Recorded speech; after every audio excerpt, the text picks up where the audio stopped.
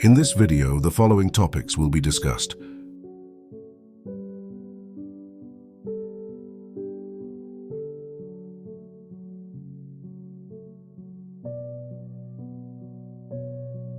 The Analects, also known as the Sayings of Confucius, is an ancient Chinese philosophical text composed of sayings and ideas attributed to Confucius and his contemporaries.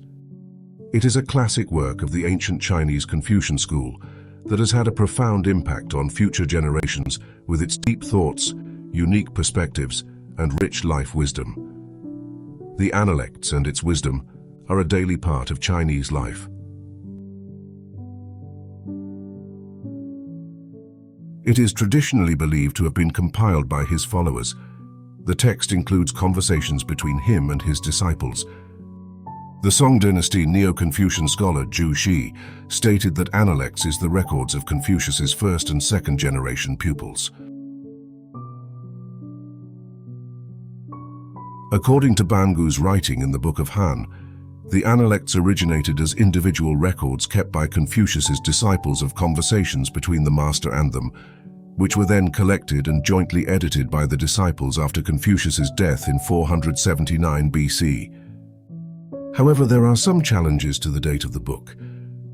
Regardless of how early the text of the Analects existed, most Analects scholars believe that by the early Han dynasty, the book was widely known and transmitted throughout China in a mostly complete form, and that the book acquired its final complete form during the Han dynasty. Since the Han dynasty, Chinese readers have interpreted the Analects by reading scholars' commentaries on the book. As a classic work of the Confucian school, the Analects has had a profound influence on future generations and is deeply ingrained in the Chinese culture. It has served as a reference book for emperors in governing and as a guide for scholars in personal development and governance. The Analects addresses how to be a person, how to interact with others, and how to govern a country, providing us with rich life experience and wisdom. It strongly emphasizes the importance of morality for the betterment of oneself and society in general. The philosophy in the book can be applied to everyday life and is one of the most widely read books in China. It is impossible to understand Chinese thought, culture, and philosophy without reading the book. The core idea of the Analects is benevolence, which means being people-centered, caring for others, and respecting life. Confucius believed that benevolence is the foundation of human society, and only with a heart of benevolence can people live harmoniously together. Additionally, the Analects emphasizes qualities such as loyalty, honesty, and humility, considering them essential for being a virtuous person. The Analects comprise of 20 chapters.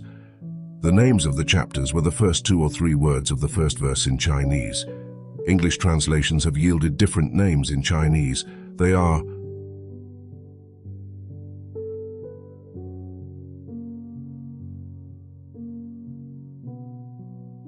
The Analects can also be viewed as a set of writings about the life of Confucius.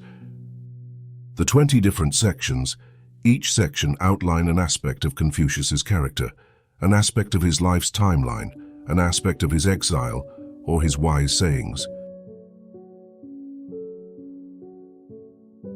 Since the Han dynasty, Chinese readers have interpreted the Analects by reading scholars' commentaries on the book. The collected commentaries of the Analects, Lunyu Jiju by Zhu Xi, has remained the authoritative standard for the past 1,000 years. The Analects have been translated into many languages like Korean, Japanese, English, etc.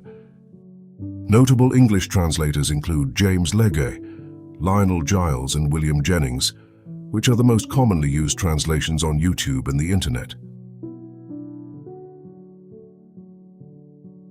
The master said, "When a prince's personal conduct is correct, his government is effective without the issuing of orders. If his personal conduct is not correct, he may issue orders, but they will not be followed."